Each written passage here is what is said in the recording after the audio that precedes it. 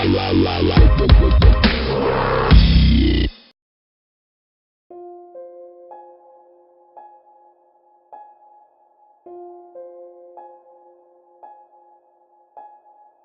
guys, how's it all going? I hope you're all doing very well. Today I'd like to talk about a very hot topic at the moment. Yet there is a new documentary called Leaving Neverland, where new allegations have been made by some familiar and not some familiar faces, claiming he abused two men back when they were children. These men have come together to make this documentary. Okay, so I never had his posters on my walls growing up. I never owned any like Jackson Memorabilia. And I don't think that Michael could never do any wrong. I'm not that kind of person. I simply enjoyed and enjoy Michael Jackson's talents and music, but that is that. Let us be clear, first of all, that Michael Jackson has never ever been charged or jailed as a child sex offender. Okay, so there have been multiple trials with multiple witnesses and nothing has been compelling enough to land Michael Jackson in jail. So as we're all aware, Michael Jackson passed away in 1999.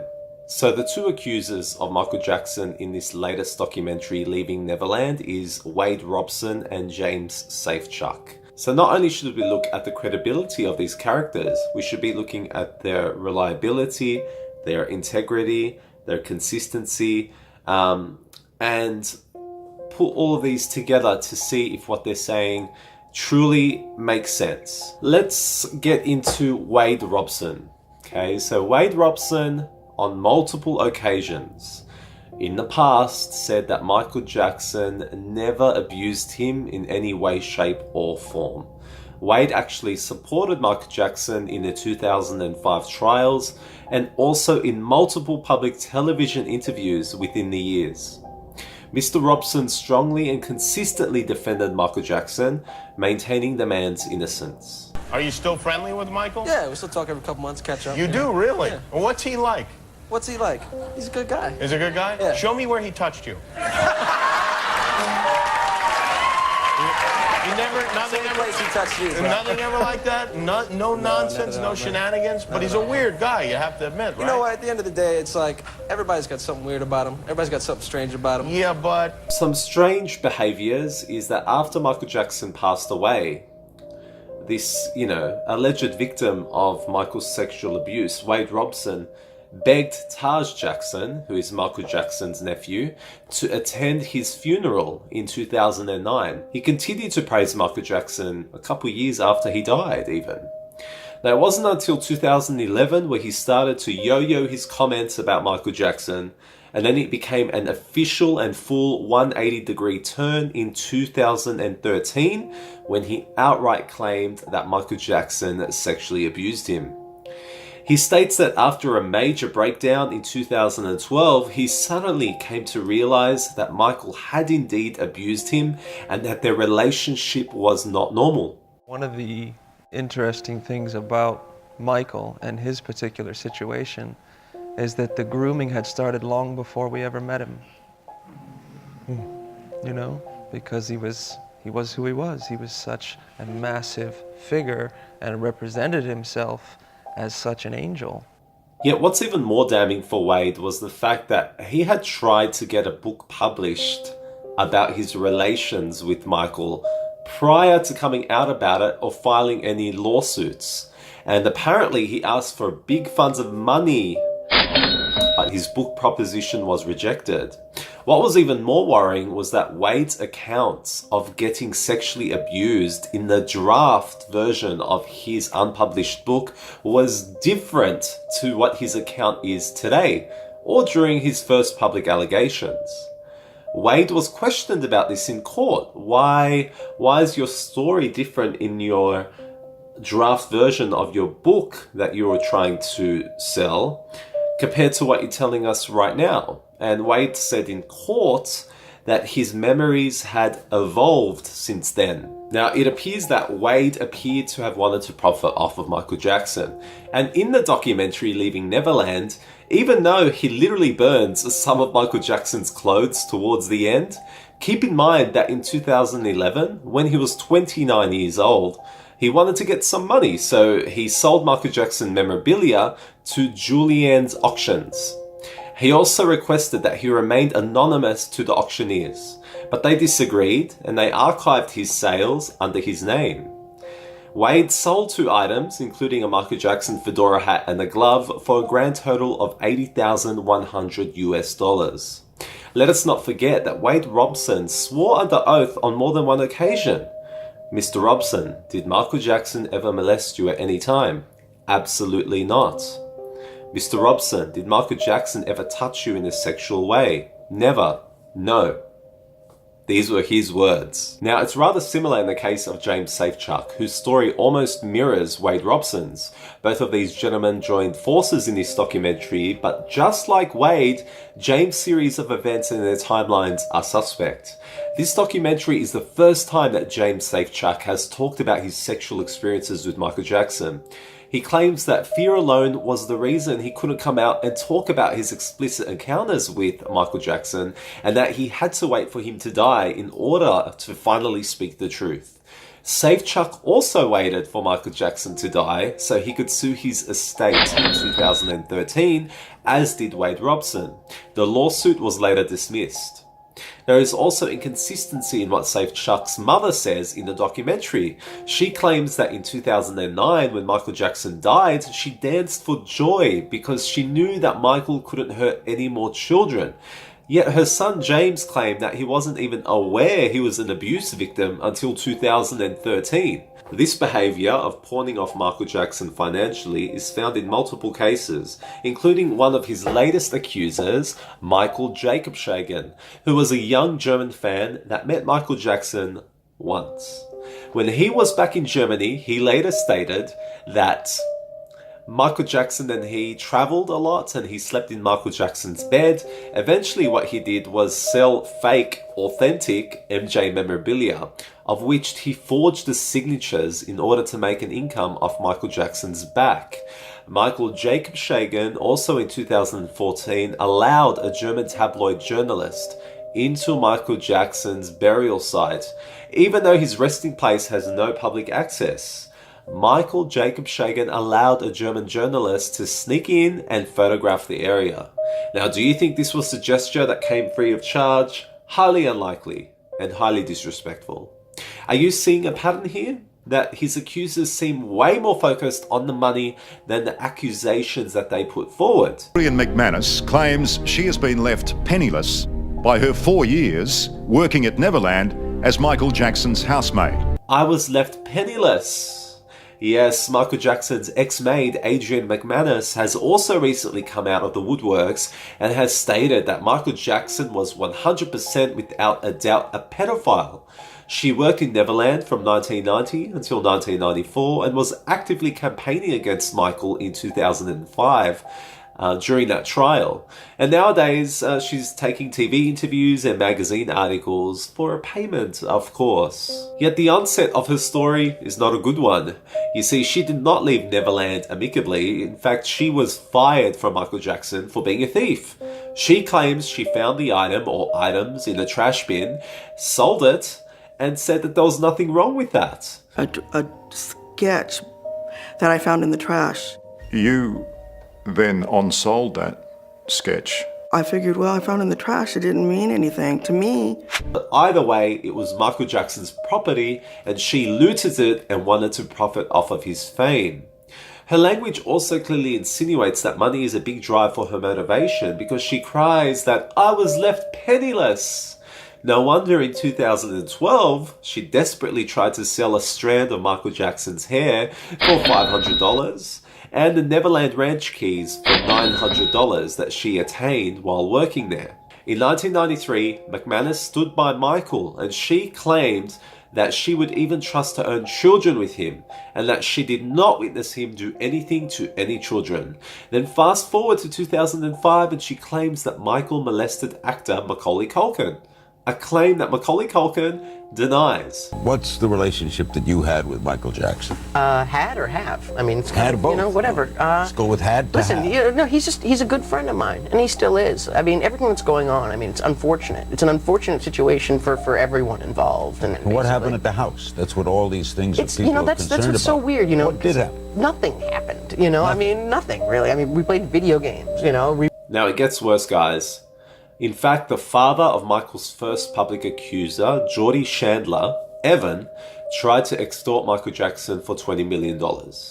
During that 1993 trial, 30 children that knew Michael were interviewed and all claimed that Michael had not molested them. His apartment and documents showed no signs or evidence of any pedophilic activities. Audio recordings of Geordie's father, Evan, make it clear that Evan was much more hell-bent about humiliating Michael, destroying his life and his career, and he showed very little fear for his 13-year-old son's safety or well-being. This man is going to be humiliated beyond belief. He will not believe it. He will not believe what's going to happen to him. Beyond his worst nightmares. Sell one more record. If I go through with this, I win big time. I will get everything I want. They will be destroyed forever. And as a matter of fact, Geordie's own mother, June, told police at the time that she did not believe that Michael molested her son, in contrary to the trial and the accusations. Geordie in trial then described Michael Jackson's penis, and in a shocking humiliation, Michael Jackson was warranted a strip search in his home where he was told to disrobe and his privates were photographed for 25 minutes. This event truly traumatized Michael Jackson permanently. I have been forced to submit to a dehumanizing and humiliating examination by the Santa Barbara County Sheriff. They served a search warrant on me which allowed them to view and photograph my body, including my penis, my buttocks, my lower torso, thighs, and any other area that they wanted. It was a nightmare. A horrifying nightmare. But if this is what I have to endure to prove my innocence, my complete innocence, so be it. Geordie's description of Michael Jackson's privates for the most part was inaccurate. He claimed that Michael was circumcised when the strip search indicated that he was not. And Geordie did get a little detail correct about blotches on his penis and testicles, yet it was already public common knowledge that Michael Jackson suffered from vitiligo, a condition where your skin discolors in blotches around your body. Even then, Geordie got the blotch colours wrong. You see, this indicates that Geordie was coaxed by his vengeful father, who was hell-bent on destroying Michael Jackson's career, reputation and financial gains. In the end, Michael Jackson's insurance settled for $21 million with the Chandlers, even though the Jacksons initially protested against it. Take note that this payment was not an admission of guilt, but a move made by the insurance company to close the case and stop further financial tug-of-wars that could have continued on for years and years. In 1996, the ever so persistent Evan Chandler, the father of Geordie, tried to sue Michael Jackson again, and this time for $60 million. In 1999, his case was thrown out of court. And in 2003, when another accusation was made against Jackson by Gavin Arvizo, and the courts opened up a People versus Jackson trial that allowed past accusers to come forward again to testify, Jackson Chandler left the country to avoid the trial, and he did not stand. This time though, apparently there were witnesses that were ready to stand against Jackson Chandler and claimed that Geordie himself told them that none of it happened and that he abandoned his parents for what they made him say during that trial. Very, very telling. On November the 5th, 1999, only 3.5 months after Michael Jackson's death, Evan Chandler, Geordie's father, the man who for much of his adult life was locking horns with Michael, took his own life by gunshot. And we could only speculate why. Now let us not forget about the media and how they clearly spun their own stories, constantly trying to make Michael Jackson guilty, despite the court cases dismissing all counts and charges. One of the most shocking media allegations was that in 2003, just prior to the 2005 People vs. Michael Jackson case, that child pornography was found in Michael Jackson's ranch. This to me sounded like a smoking gun. I mean, this evidence for me would have been strong enough.